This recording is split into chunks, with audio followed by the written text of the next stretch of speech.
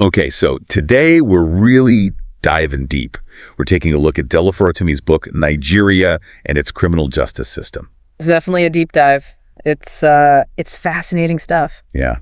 We're going to try to uncover some of the issues that are, really plaguing the system. Right. And maybe even explore some of the potential solutions that Farotimi kind of lays out. Yeah. I mean, I think one of the most impactful things about this book is it really shows how far-reaching the problems in the justice system are. Yeah. It's not just, oh, somebody went to jail or didn't go to jail. This stuff impacts public safety. This stuff impacts economic development. Exactly. It's really a much bigger issue than I think a lot of people realize at first. Yeah, and what I think Farotimi does really well is he doesn't just talk about the theory, Yeah.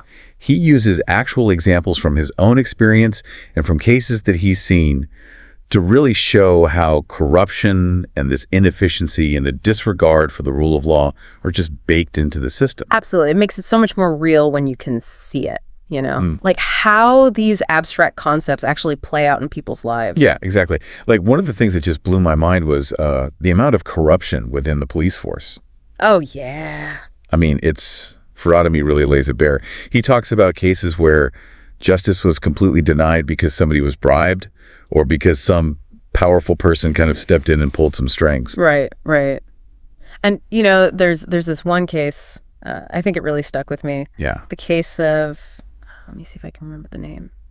It was, oh man, it's right on the tip of my tongue. But anyway, it was a clear example of how if you don't have money, if you don't have influence, you are just, out of luck. And it's not just like a few bad apples, right? Yeah. Farotimi points out this statistic is just crazy.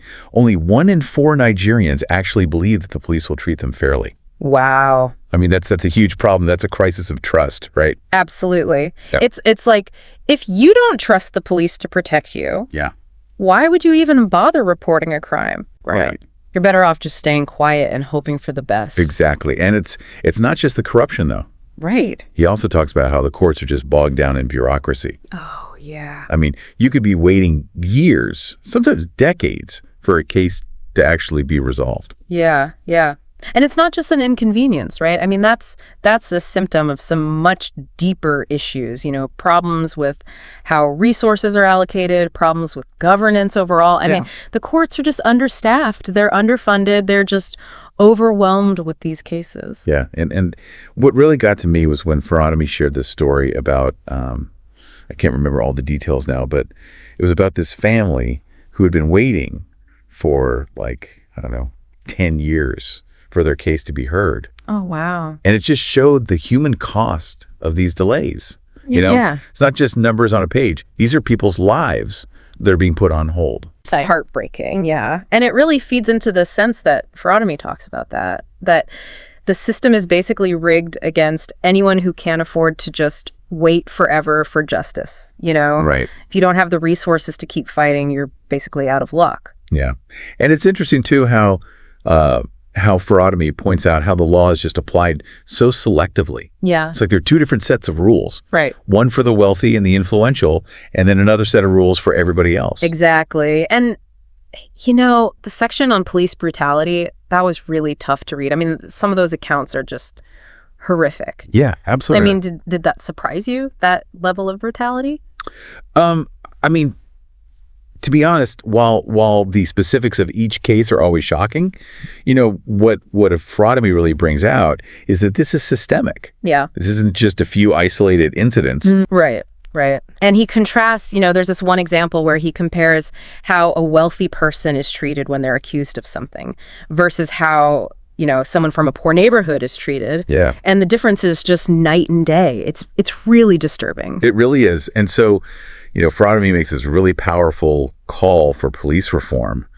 But how do we actually make sure that those changes lead to real accountability? Yeah, I mean, that's the million-dollar question, right? Yeah. It's not enough to just change the laws on paper. You need a real cultural shift within the police force. Right. You need to start emphasizing accountability. You need to start emphasizing respect for human rights. Yeah. And that requires pressure, not just from within the system, but from the public as well. Right. So, I mean, is there any hope here? Well, yeah, I mean, Farotimi does lay out some potential solutions. Okay. He talks about a roadmap for change, which includes things like police reforms to tackle corruption and brutality head on, stricter measures to hold judges accountable, and also increasing access to legal aid, which is huge. Can you maybe talk a little bit more about legal aid and what that means in this context? Sure. So legal aid basically means providing free or low-cost legal services to people who can't afford to hire a lawyer. Okay.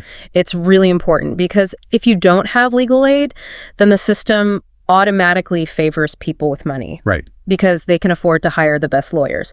And that just perpetuates the inequalities that already exist. Okay. Yeah.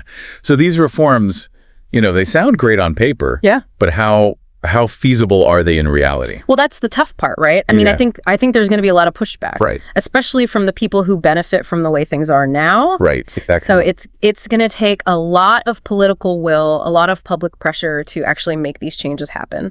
So, after going through Farotimi's book, it's clear that there are some deep-rooted problems within Nigeria's criminal justice system. Absolutely. I mean, the corruption, the inefficiency, the disregard for the rule of law, it all adds up to a system that just isn't delivering justice for a lot of people. Yeah.